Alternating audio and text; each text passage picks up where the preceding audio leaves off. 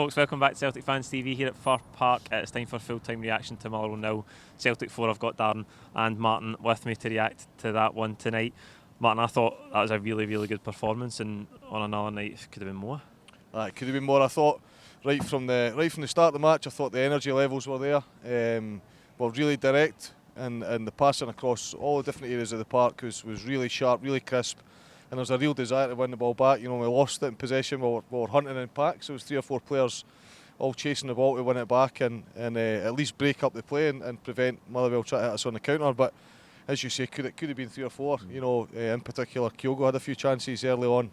Certainly wasn't lacking in desire. He's just really keen to get back and scoring regularly.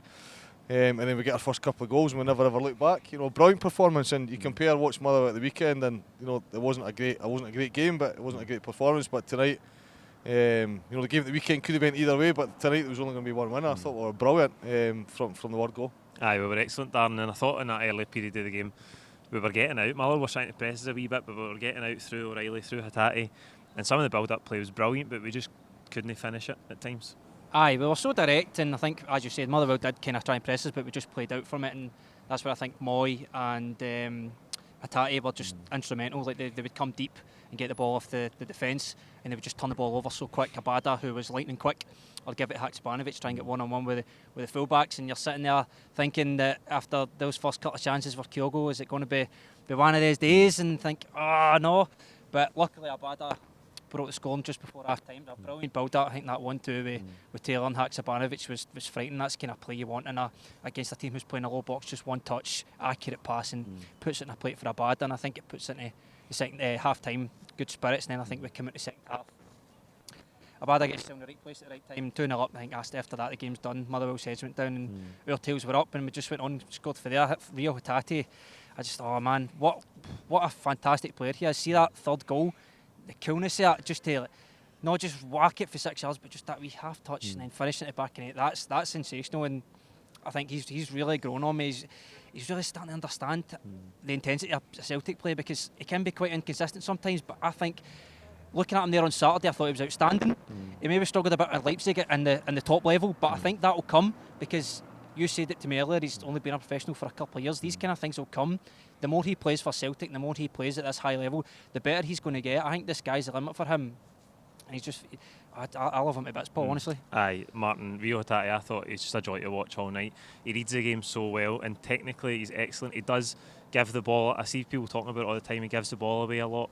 Not so much tonight, but that's just the wee rough edges of his game. But see, in terms of potential, what a footballer. Oh, it's brilliant. I mean, I can't wait to watch that goal on the telly, as you say, Darren. Just that close control. He moved it from one foot to the other. And the goalkeeper was so close, most players would panic as well. There's players round about him in a busy penalty box, but no, just quickly moved it from one leg to the other. And rather than hesitate, it was just like, it flowed, didn't it? Move it and shoot at the same time, just made it look so easy. And you could see from the reaction of the fans, everyone was like, wow, you know, everyone looking at each other saying, did that actually just happen? Did I witness that? So I can't wait to watch it again. But I mean, I've been an admirer of his from the day he arrived. You know, he made a big impression early in his Celtic career. But as Darren says, he has been a little bit hot and cold, but you can just see the raw potential in him, and he will just get better and better. And underneath all that raw talent, you know, what a work ethic he's got in him. You know, his desire's there, and it looks genuinely like he's fallen in love with the club as well. And I can see him being here for a long, long time, and just we'll be good for him, but equally, you know, he'll be good for us as he gets better and better and starts to perform at that high level, as Darren says. But you know, in games like this, he's so in control, and he makes such a big difference. And of course, the position in the team that he plays in as well, to get a player at his calibre in that position is worth $1 million, isn't it? Aye, absolutely. Liel Abada tonight, Darren. I think he could split his game into two. The times when he had it out wide and he was in crossing positions, and then the times when he was in goal scoring positions. He bags 2 goals. I don't think his all round game was very good, but he's just got that knack, hasn't he? He timed his run perfectly to get on the end of the exchange with Taylor and Haksabanovic.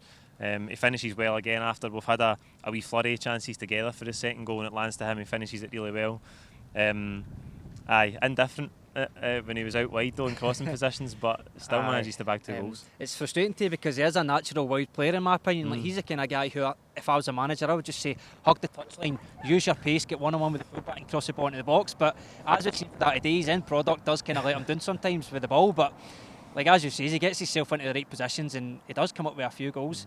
Some important goals as well. You think to the goals, he scored that bag load of goals against Rangers, hat-trick against Dundee United. He does come up with a goal, but just a few things for him to work on. You know, he is only 21 years old, so maybe just the more he trains, the more he plays with this team, work on his crossing, work on his end product. I think it's common for wingers to be inconsistent, isn't it?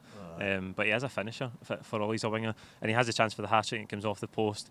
Kyogo's there to knock it in, and for all of his work tonight, he's almost the opposite to Abada. He did everything well apart from scoring in the first half. But as you touched on earlier, Martin, I think that goal maybe do him the world of good, because that's the only thing he's been lacking recently, and he's just not been finishing the chances. Aye, and his goals will come. I mean, he is a goal scorer. We've seen that earlier. He was just scoring for fun, and sometimes just psychologically it can impact you a little bit. But tonight he was determined to get his goal, and I was so chuffed for him that he did. Abada's second goal, great composure. Again, can't wait to watch that. Quite far out, a busy penalty box, and he made it look simple. He passed it into the net. But for Kyogo, I was really delighted for him tonight. I watched him at the end, and Celtic fans were brilliant tonight. They were really, really noisy. You know, right up for it, top tier, bottom tier. And at the end, Kyogo, and I know he likes to orchestrate that when he goes over and starts the song, right? But the Celtic fans, Celtic players all went over and celebrated with the fans, and they were all leaving. And Kyogo found himself on his own, Ange a little bit behind him, and he started that song, and he just looked like he was having the time of his life. And it's the loudest I've heard the fans for a while. So it's a real connection between Kyogo and the fans singing that song, and Andrew standing watching it as well. Then he comes back over to the dugout, and there was an absolute load of staff there, loads of them, the backroom staff, you know, names you wouldn't necessarily recognise, or the sort of periphery staff, and he was high-fiving them all, you know, to a man. Didn't leave anybody out at all. He's just such a humble character, you know. He's infectious, isn't he? And then loads of fans in the main stand as well, loads of young kids and all the rest of it. He's acknowledging them all, you know. He's just a perfect fit for us. He's such a lovely person, and you know, we're desperate for him to do well, and delighted for him tonight to get his goal. Delighted. Aye, Maeda comes on second half, Darren, vital in the build up to the fourth goal, wins it back. Good to see some guys get minutes off the bench as well, but into the semi-final, and we can park this competition now till after the World Cup.